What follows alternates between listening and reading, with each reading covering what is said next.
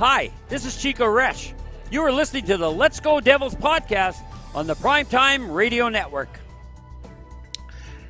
Happy Devils Friday. This is the Woo Report. The Woo Report, episode 216, titled Boqvist accepts qualifying offer, signs with Devils. I'm your host, Sam Woo. Streaming live on Facebook Live, YouTube Live, Twitter Live, and Twitch. Also on Apple Podcasts, Google Podcasts, Spotify, iHeart app, Audible, Amazon Music Prime, wherever you get your podcasts, on the Let's Go Devils Podcast Network. Hello, good evening, good morning, good afternoon, wherever you are. I see people filing in. Did you like the little intro as I prepare for the Woo Report? Figured I'd get here a little bit early. You want to see it again? I'll show it to you again. I'll show it to you again for about a couple seconds. The intro before.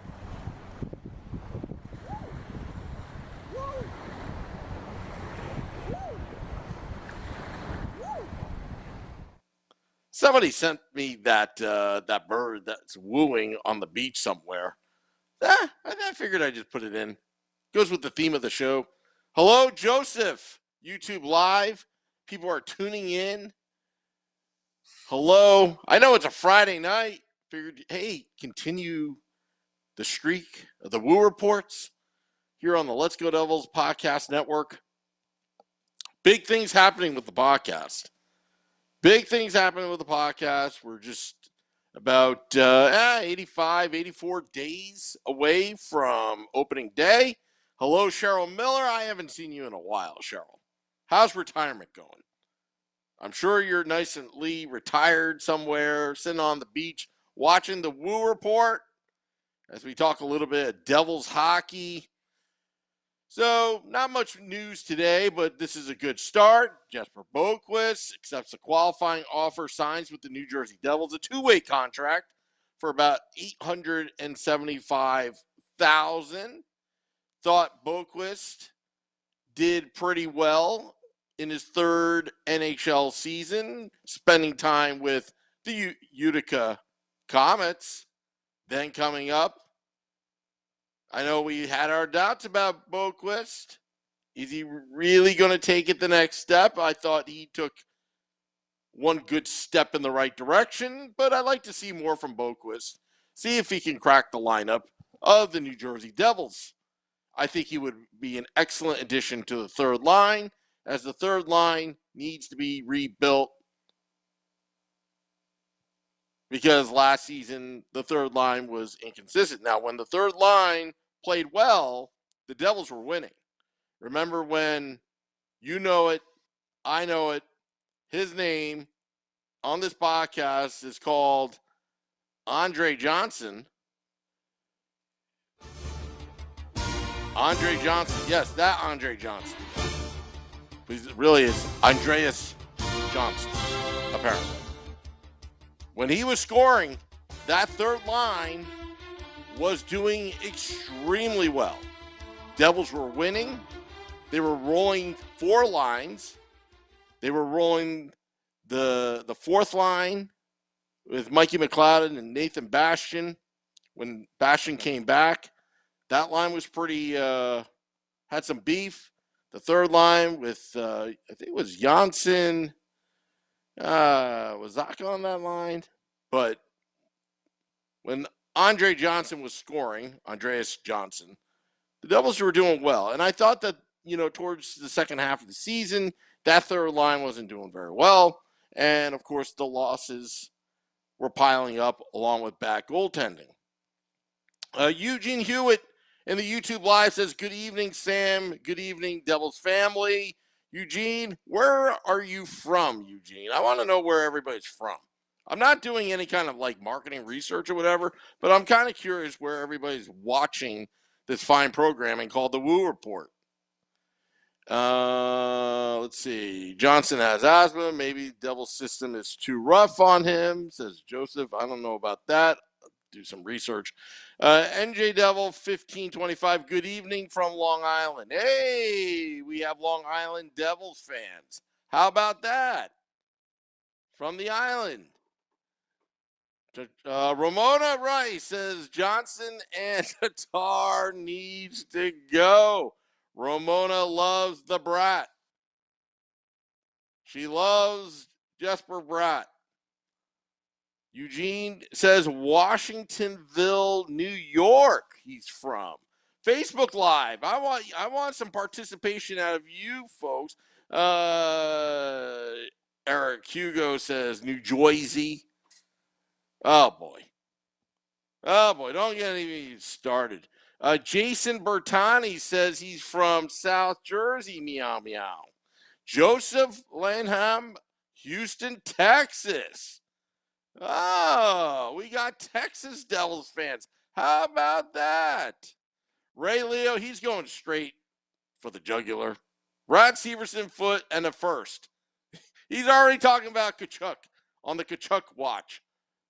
As we started off with this podcast about Boqvist accepting a qualifying offer, but you know, the elephant in the room, obviously. And are you sick of it?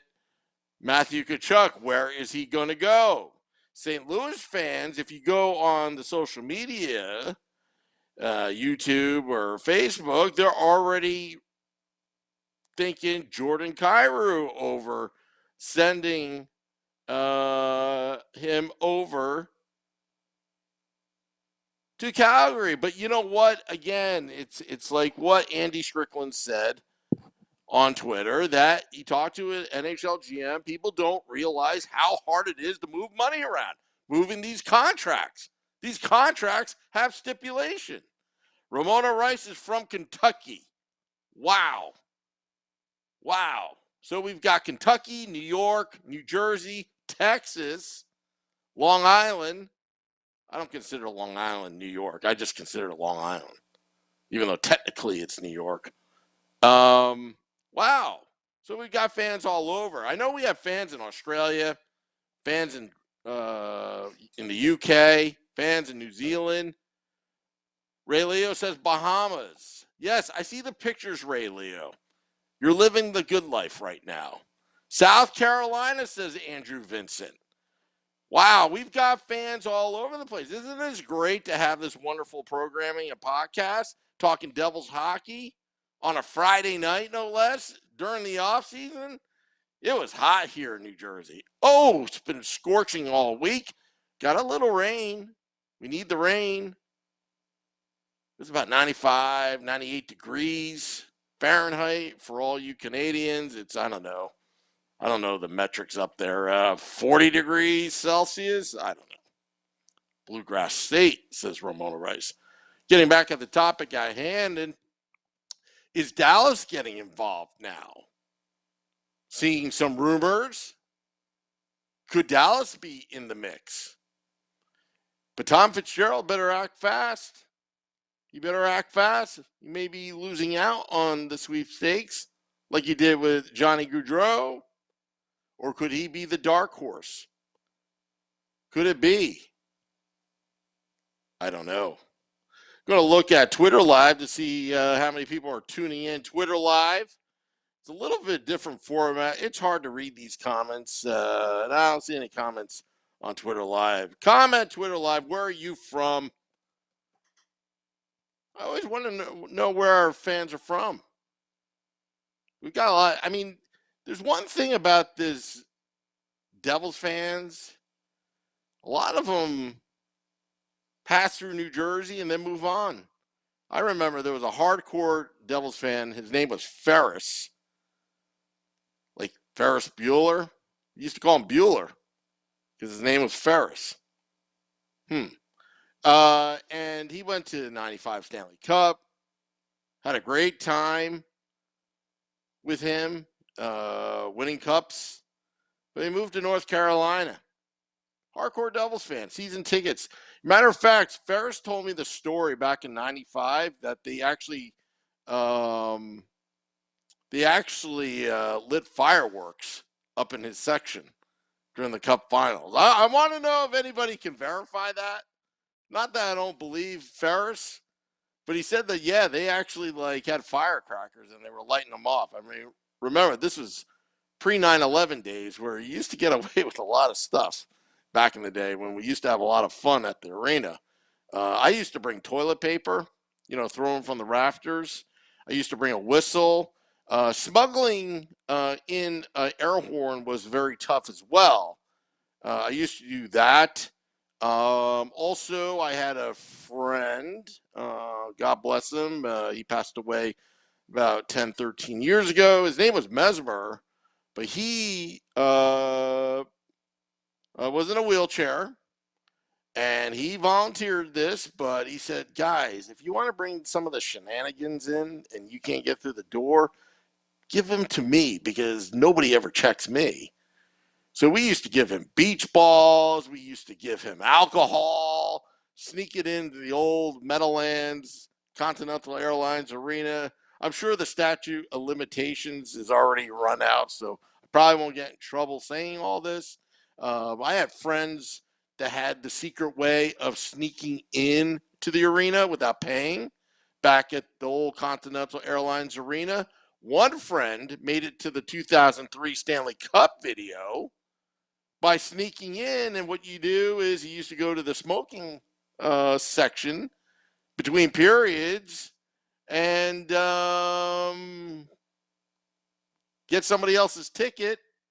I think this is before they stamped you, so you get a bunch of, get all your friends to pile up tickets and then go outside and meet it and then give them tickets, and then all you had to do is show your tickets through the door, and then you can sneak into the game. And he actually made it on the Stanley Cup video too. He didn't follow rules. Anyway, right now he is doing much better. He's not sneaking in arenas, but right now he's a father of, I believe, 2 kids right now. Anyway, let's see. Eugene Hewitt says, the longer we wait, I worry we reduce the chances of obtaining anyone. I agree. I think we still have the post-traumatic issues with Johnny Gaudreau waiting too long. Remember Zach Parise when he couldn't make up his mind, waiting too long. So I feel the same way. But we did talk about it on the Woo Report yesterday, what the team would look like if you did not get Matthew Tkachuk. Team on paper definitely improved. But I think the real factor would be the goaltending. Can Mackenzie Blackwood, and Vitek Vanacek, could they work in tandem? Could they? That's a big question. Mateo, Switzerland. Nader, Switzerland, where Nico grew up. Well, Mateo, welcome to the Woo Report. Thank you. And also subscribe to the Woo Report on YouTube. Channel Let's Go Devils. Subscribe. Set your alerts.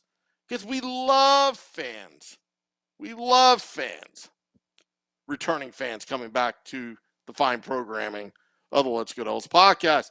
Ramona Rice asks, Sam, will Brad sign soon? Ramona, I don't know.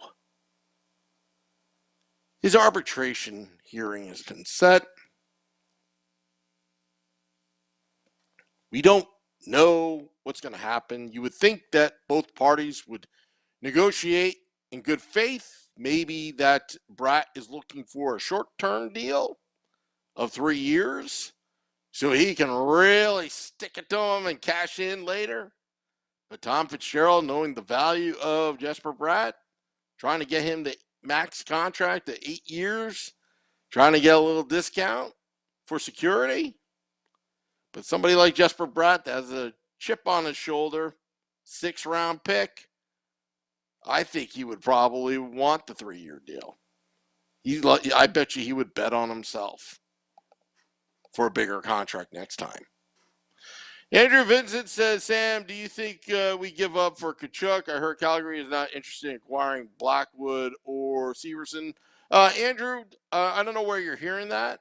from. Not disputing that. I just didn't hear that myself. You never give up. You never give up. Because if you give up, then you let the other teams off the hook of a bidding war. You want other teams that would obtain the services of Matthew Tkachuk. You want them to make him pay, and pay badly. But I think right now that the Devils, well, they're business as usual. But I put this thing out there on Twitter, and I got bashed by it by a lot of haters about offering Nico Hischier as a hypothetical, folks. And I was actually surprised that although you have the woo, you don't know anything about hockey, woo, you suck, woo, you're on a different planet. If you go through sift through all the negativity and just move that out for a second, there were Devils fans that would agree from a pound for pound standpoint that may be something to look at least. Nobody wants to lose Nico Hischier, but Nico Hischier, in my estimation, is a very good player, but he's not an elite player like Matthew Tkachuk. All right. This is not a criticism of Nico Hischier being a bad player. But the reality is, so far, he's a very, very good player. But Matthew Tkachuk is an elite player. He's 100-point player. Only 24 years old. Plays that physical game. Power forward is what I always like to say. Jason says, we're not getting Tkachuk. He won't sign in Jersey. Maybe, but you still have to try. You can't just give up. Wave the white flag. Ray Leo, he agrees with me while he's sitting in the confines of his own place in the Bahamas. I'm with you on this, Sam. I don't believe he is off the table. You're going to have to overpay. Nobody wants to overpay. You know, it's just like in sales. Everybody wants the whole world, but nobody wants to pay. You know, if you're ever a salesman or saleswoman, or if you're in sales, nobody wants to overpay. But Doug Sanek does make a good point. Let's see how good Tkachuk is without talent around him like Nico has. Good point. But you watch the film, you watch the videos, the pedigree, the track record. I think he'll do just fine in New Jersey. He is physical. He likes to take the body. He likes to get dirty.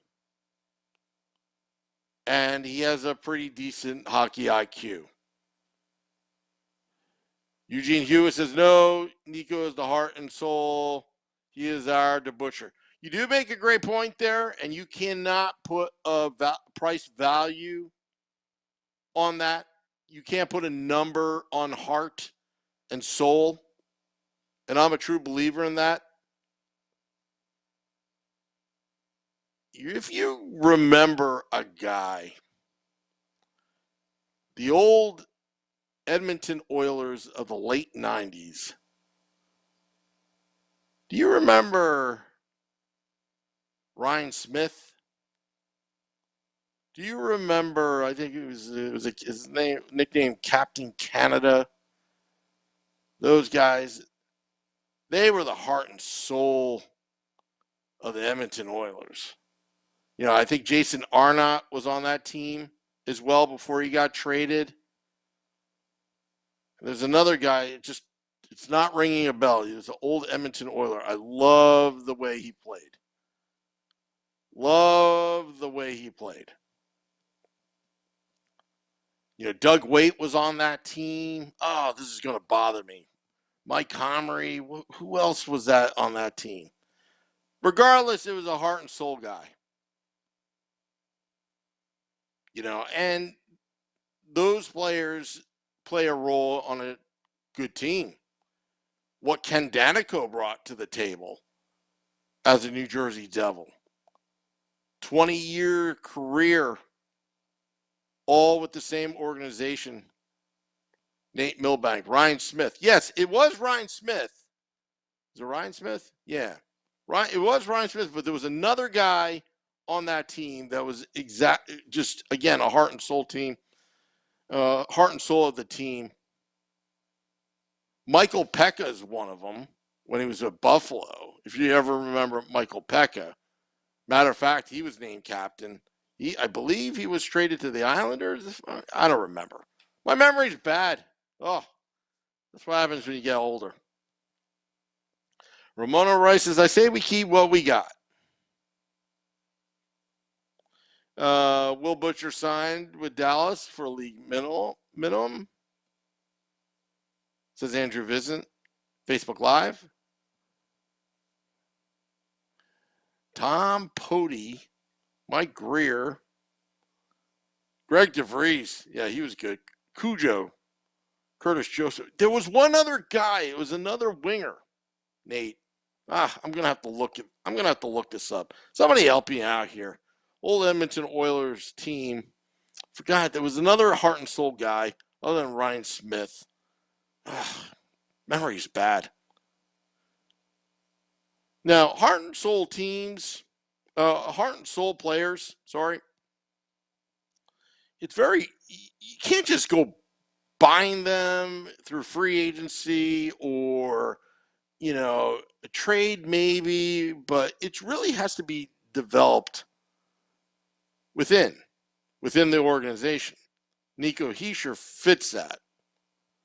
But, I'm not sure if Calgary actually has the leverage here with Tkachuk. Everybody knows that he is leaving. He's made it known several times in the past that he wants out.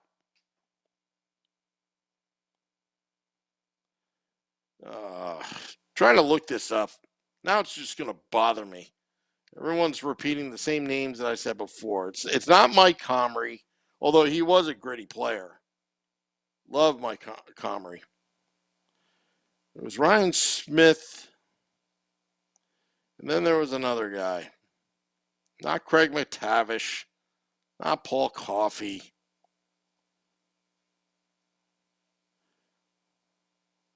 There's another guy. And I'll probably figure it out after the podcast is over. Not Jeff Boogaboom. He was early 90s. Who did Ryan Smith play with during those years? Not Adam Graves. Obviously not Wayne Gretzky. Anyway, forget about it. Forget I even mentioned it. We were talking about heart and soul. And Eugene Hewitt said Dave DeBuscher, of the old New York Knicks. But Matthew Tkachuk could be that heart and soul of the team. He could be the way he plays. Not Yari Curie, Eugene. Oh, who was it? Well, if you remember, there was also a defenseman on the Devils, Jason Smith. I wonder whatever happened to him. If you remember him, that name as well. Doug Waite, Jason Arnott, Bill Guerin, Todd Marchand. No, there was another guy. I'll think of it. Let's not waste our time on the Oilers here. It's the Calgary Flames, folks, that we need to start convincing. You know what? Here's a trade proposal. And I want to get everybody's opinions on this. My outside of the box trade proposal. How about this to get Tkachuk? How about Tkachuk goes to New Jersey and the Devils send their ownership group to build them a new arena in Calgary, since they can't get it done in Calgary. And since the Devils are spending $1.3 billion to put the 76ers in Chinatown in Philadelphia, Center City, Philadelphia, maybe that's what the Devils should do. Since they can't get their own arena. Oh, we'll buy one for you. Just hand over Kachuk and also hand over Blake Coleman. And then we'll ship whoever we want over your way just to balance out the salary cap. I'm just kidding, folks. Just kidding. Just jokes. We like to joke around here on the Woo Report. Hey, I'm pretty impressed. It's a Friday night. All you folks tuning in. Also, just to let you know, the Woo Report on August 2nd, maybe on the road. I have a tentatively scheduled guest on the road, having some food and doing a little podcasting, talking some puck. The leadership group and Andre Johnson, says Eugene Hewitt. Where are you guys from? Nate Milbank, where are you from? I know you're from Jersey somewhere. Nate Milbank, he comes to our live events. Such a nice guy. Always a great friend of the podcast, supporting us, listening to our podcasts on certain days when he goes to work in the car. He eats it all up, eats up all the content we put out, even though some of the content could be nonsense. Rose Giuliano, Concord, I'm assuming that's California, or is that Canada? Could be either or. Just let me know. Nate Milbank, he is in Riverdale. Oh, I know Riverdale. Is that Route 21 or 23 or something like that over there? Doug says Kachuk is all power just because even if Calgary gets a good offer, Kachuk still needs to sign the contract. Well, you know what? When you do these trades, you got to get Mr. Kachuk to agree. And if he agrees to a long-term deal, the 8 years, you have him sign it with Calgary before you ship him over. Because if that arbitration actually happens and he gets a 1 year before he's a free agent, it actually devalues the trade for Calgary. Because nobody is going to give up a boatload of talent and assets with a player on a 1 year deal that could walk. Nobody's that crazy to do that, especially now. So if you're going to do a deal with Kachuk, there's got to be a handshake agreement or at least a mutual understanding that he's going to sign long term, because teams are not going to give up a lot to pry him out of Calgary. Because why? Because he already told him, I'm not playing here. Too bad, so sad. I am exercising my right to be a restricted free agent. Now, Calgary, in return, which is their right, saying, okay, we're going to arbitration, buddy. Till then, they're going to be willing dealing. It's all procedural. The old New Jersey Storm. Nate Milbank is now changing the subject in Facebook Live. You know what, Nate? I used to play box lacrosse years ago. Let me tell you something. I was a goalie in lacrosse, and when you play box lacrosse, it's a different game because the ball actually bounces back, which off the boards, which you have to watch out for, and plus, the whole, it's much different from lacrosse in the field, but it is a lot of fun, like checking other players into the boards, which you don't have out in the field playing lacrosse. But all right, folks. Well, thank you for joining me on a Friday night, dropping the podcast at midnight. So if you're listening in your car tomorrow, which is today, if you're listening now from your car, from our podcast pages, that, yeah. Well, anyway, it'd be Saturday. Anyway, want to thank all those watching, tuning in. Thank you, thank you, thank you. Thank you for making us a top 25 in all of hockey on Apple Podcasts in the United States. I mean, this week we ranked ahead Don Cherry. Can you believe that? It's all because of you. All because of you. And the podcast will be hitting the road very soon. Maybe to a restaurant near you. Give me some ideas where to eat. You know, I like to eat. I like to eat. And I like to eat well. Well, hitting the music right now. Keep it here for any breaking news on the Tkachuk Watch. I hope Tkachuk will sign and trade to the New Jersey Devils. And I've got the best headline if that ever happens. Thank you, thank you, thank you. Thank you, thank you, thank you. This is the Woo Report. Till next time, let's go Devils.